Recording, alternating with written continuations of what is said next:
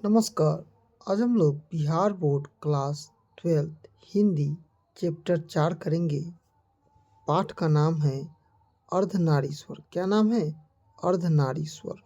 यह एक काल्पनिक रूप है और यह अर्धनारीश्वर का मतलब होता है आधा शिव और आधा पार्वती। ठीक है, तो यह रचना जो है राष्ट्र कवि रामधारी सिंह दिनकर जी का है। यहाँ पर देखिए, यहाँ पर लिखा भी गया है राष्ट्र कवि रामधारी सिंह दिनकर। ठीक है, तो चलिए पाठ को प्रारंभ करते हैं। ठीक है, पाठ को प्रारंभ करते हैं और समझेंगे कि है क्या। जैसा कि आप देख रहे हैं कि पाठ का नाम है अर्धनारीश्वर। अर्धनारीश्वर का मतलब होता है आधा शिव और आधा क्या पार्वती का रूप है। यह अर्ध है, अर्ध मतलब आधा है, और यह काल्पनिक रूप है। काल्पनिक मतलब एक कल्पना है। लेखक का परिचय समझते हैं कि 23 सितंबर 1908 में इनका जन्म हुआ और इनकी जो मृत्यु हुई 24 अप्रैल 1974 को।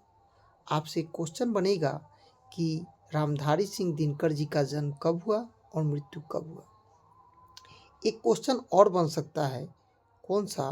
तो ये देखिए, इनका जन्म स्थली कहाँ है? तो सिमरिया बेगूसराय, ठीक है, बिहार। माता का नाम मनरूप देवी और रवि सिंह पिताजी का नाम। आरंभिक शिक्षा उन्होंने गांव से ग्रहण की। 1928 में मोकामा घाट रेलवे हाई स्कूल से मैट्रिक की परीक्षा को उत्तीर्ण किया और 1932 में पटना कॉलेज के बीएन कॉलेज जो पटना है उसमें इतिहास से उन्होंने क्या किया? ग्रेजुएशन किया।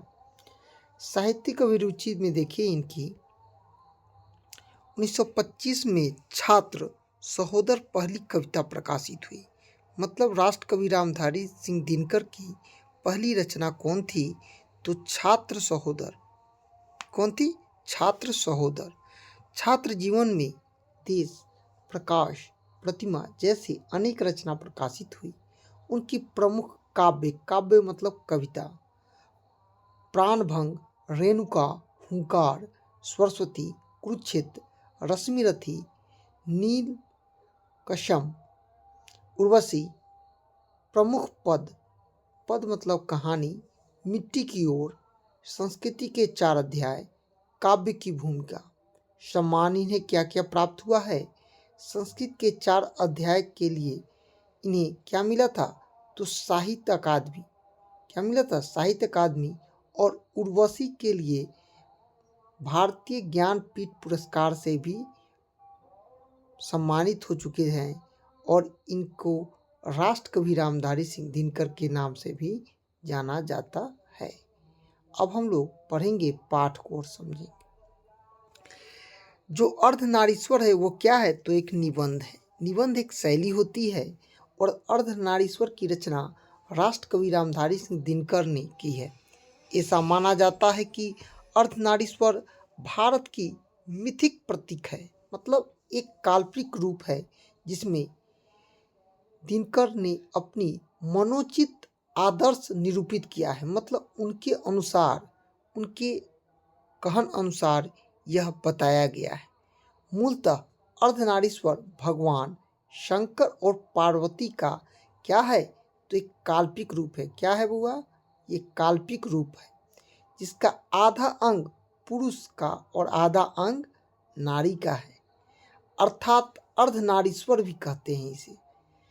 स्त्री और पुरुष में कोई भेद नहीं है तथा एक का गुण दूसरे का दोष नहीं हो सकती। अर्थात अगर पुरुष में नारी का गुण आ जाए तो उसकी मर्यादा कम नहीं होती है बल्कि उनके गुणों में अभिवृद्धि होती है। मतलब एक पुरुष में अगर महिला का गुण आ गया तो लोग गलत सोचता है। उस मिथक को तोड़ने के प्रयास कर रहे हैं। लेकिन ठीक है, लेकिन कृषि के विकास के बाद नारी के पराधीनता को आरंभ हो गई। जब हम लोग अच्छे बने, जब हम कृषि करने लगे तो नारी को पराधीन बना दिए। जिंदगी दो भागों में बट गई। नारी घर में और पुरुष बाहर रहने लगे। दोनों अपने कर्तव्य से विचलित हो गए। नर कर्कश और कठोर हो गया। नर क्या हो गया? कर्कश और कठोर हो गया। युद्ध में रक्त बहाते समय उसे इस बात का ध्यान ही नहीं रहा कि रक्त के पीछे जिसका सिंदूर बह रहा है उसका क्या होगा, और ना ही उस सिंदूर वाली को ही फिक्र है।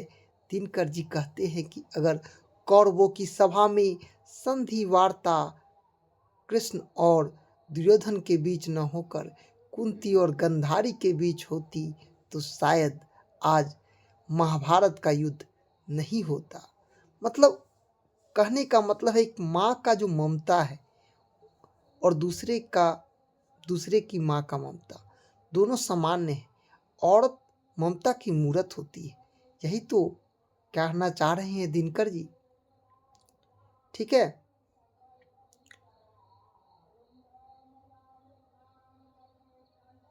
लेखक इस पाठ में नारी के महत्व को बताता है। मुंशी प्रेमचंद्र कहते हैं कि पुरुष जब नारी का गुण ले लेता है तो वह देवता बन जाता है, किंतु नारी जब नर का गुण सीखती है तो वह राक्षसी हो जाती है। ऐसा तो हमारे समाज में देखने को भी मिल रहा है।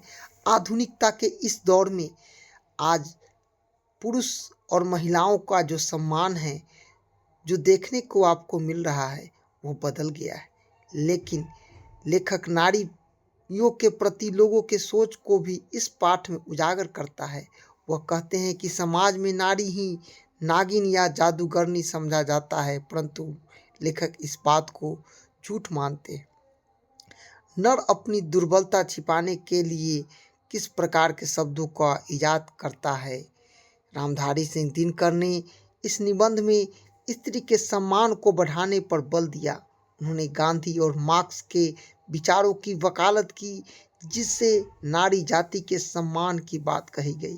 उन्होंने गांधी जी की पोती द्वारा लिखी पुस्तक बापू मेरी माँ पर भी चर्चा की, जिसमें पुरुषों में उपस्थित नारियों के गुण जैसे दया, क्षमा इत्यादि को बताया गया है।